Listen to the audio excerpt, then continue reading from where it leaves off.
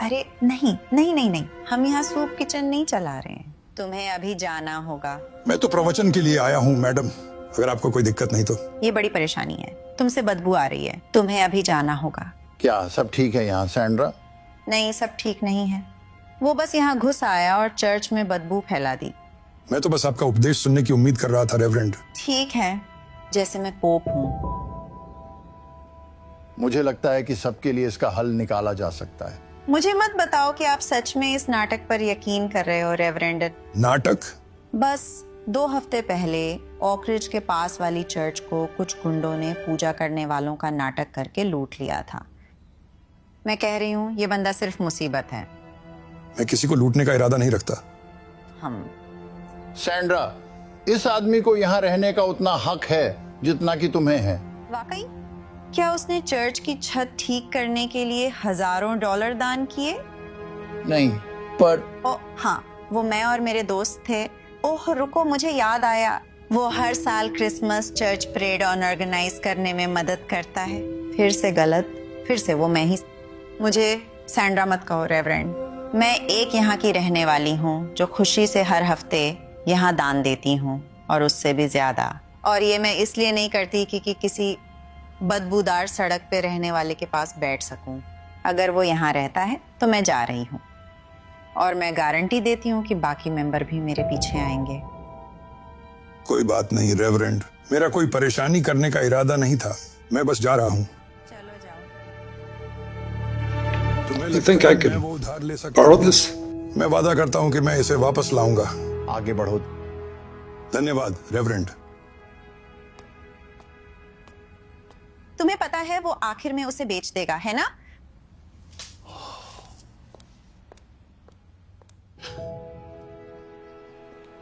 भगवान आपका भला करे। आने के लिए धन्यवाद। थोड़े पैसे दे सकते हो? थोड़ा खाना दे सकते हो? नौकरी ढूंढ लो।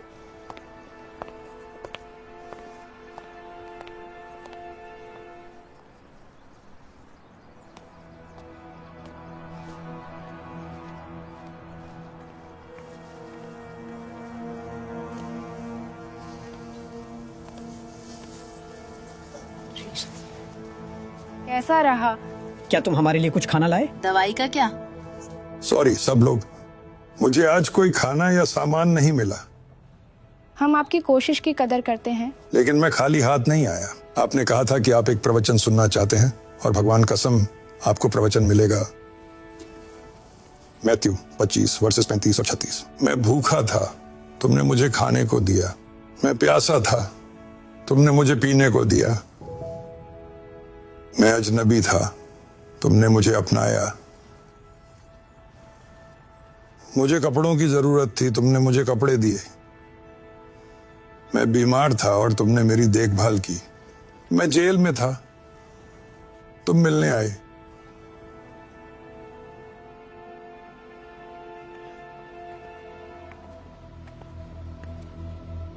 अच्छा लगा देखकर कि तुम अभी भी वो यूज कर रहे हो। सॉरी इसे इतना देर तक रखने के लिए। मेरा जल्द ही वापस करने का प्लान था। रख लो। मैं आज यहाँ इसलिए नहीं आया। अरे आप यहाँ क्यों आए हो? कल चर्च में मैंने चंदा इकट्ठा किया था और आप इसका यूज कर सकते हो। तुम्हें पता नहीं है कि इसका हमारे लिए क्या मतलब है? बहुत बढ़िया। सब लोग खुद ही ले लो। तुम्हारे पास यहाँ काफी लोग हैं। वो अच्छे लोग हैं। अरे ये सब यहाँ कैसे आ गए? बहुत सारी वजह है। 3 साल पहले जिम की फैमिली का कार एक्सीडेंट में निधन हो गया था। उस हादसे में उसकी टांग खराब हो गई। इसका मतलब वो अब वेयर हाउस में काम नहीं कर सकता था। सारा यहाँ मुझसे पहले से है। पहले उसे गोलियों की लत थी, उसकी जिंदगी बहुत खराब हो गई थी। उसने सब कुछ और सबको खो दिया, लेकिन ऊपर वाले की मदद से और यहाँ के अच्छे लोगों के सपोर्ट से हमने उसे इससे निकाल लिया। ट्रेसी का हस्बैंड करीब 1 साल पहले कैंसर से मर गया था। ओह नहीं। वो हॉस्पिटल बिल्स के साथ साथ अपने हस्बैंड को खोने के बाद डिप्रेशन में चली गई। उसने अपनी जॉब खो दी, दोस्त और आखिर में अपना घर भी। हम जो कर सकते हैं कर रहे हैं ताकि उसे इस अंधेरे से बाहर ला सकें। तुम्हें पता है, मुझे बिल्कुल अंदाजा नहीं था कि इतने सारे लोग मेरी चर्च के इतने पास रहते हुए इतनी जरूरतों में हैं। ये आपकी गलती नहीं है रेवरेंड। हम यहाँ इस जगह पर छुपकर रहने की कोशिश करते हैं। यहाँ के लोग और पुलिस हमसे अच्छे से पेश नहीं आते। तुम्हें पता है, मेरे पास एक आइडिया है जो इसे ठीक कर सकता है।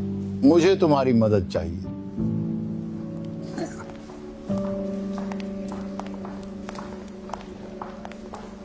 तुम यहाँ क्या कर रहे हो? मैंने पिछले हफ्ते ही समझाया था कि तुम यहाँ नहीं आ सकते। नहीं सैंड्रा, ये मेरे गेस्ट्स हैं। क्या तुमने इन्हें बुलाया? क्यों? क्योंकि ये करना मुझे सही लगा। नहीं, ये सही नहीं है। नहीं, ये अच्छे लोग हैं, बिल्कुल तुम्हारी तरह। और तुम्हारी तरह वो भी भगवान का वचन सुनना चाहते हैं। हम कौन होते हैं उन्हें मना करने वाले? ये हमारे लिए अपमानजनक है रेवरेंड। आपको क्या हुआ है? मेरे एक अच्छे दोस्त ने मुझे याद दिलाया। मैथ्यू 25:35 में लिखा है, उसने कहा, मैं भूखा था और तुमने मुझे खाना दिया, मैं प्यासा था और तुमने मुझे पानी पिलाया, मैं अजनबी था और तुमने मुझे अपनाया। और ये वर्ष जरूरतमंद अजनबियों के लिए करुणा के बारे में है। और मुझे पता है कि इस कम्युनिटी में करुणा है। पिछले हफ्ते ही मैंने आप सबसे कपड़े, खाना और मेडिकल सप्लाई डोनेट करने को कहा था, उन लोगों के लिए जो जरूरतमंद हैं। और आप सबने खुशी से दिया। तो जरा इधर उधर देखो, ये वो लोग हैं जिनकी मदद आपके दान ने की। लेकिन मैं पूछता हूं, क्या हमारी चैरिटी और गुडविल यही खत्म होनी चाहिए? हम लोगों को खाना खिलाते हैं और कपड़े दान कर सकते हैं, लेकिन अपने पैसे उनके साथ साझा नहीं कर सकते। बहुत टाइम से हमने अपने समुदाय के सदस्यों की पीड़ा को नजरअंदाज किया है। हमने उन्हें दूर कर दिया, परछाइयों में ढकेल दिया ताकि हम दिखावा कर सकें कि वो अस्तित्व में नहीं है। मैं कहता हूं, अब और नहीं। हम इन लोगों को अब जज नहीं करेंगे, उन्हें अवॉइड नहीं करेंगे, उन्हें अपने चर्च में निमंत्रण देंगे और गले लगाएंगे। चलो, अच्छे पड़ोसी बनो और नए सदस्यों से मिलो, उनका स्वागत करो। चलो।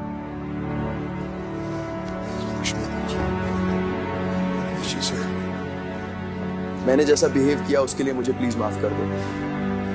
भाई, तुम्हें शांति मिले। और तुम्हें भी। धन्यवाद। मुझे भी माफ करना। शायद हम फिर से शुरू कर सकते हैं। Thank you.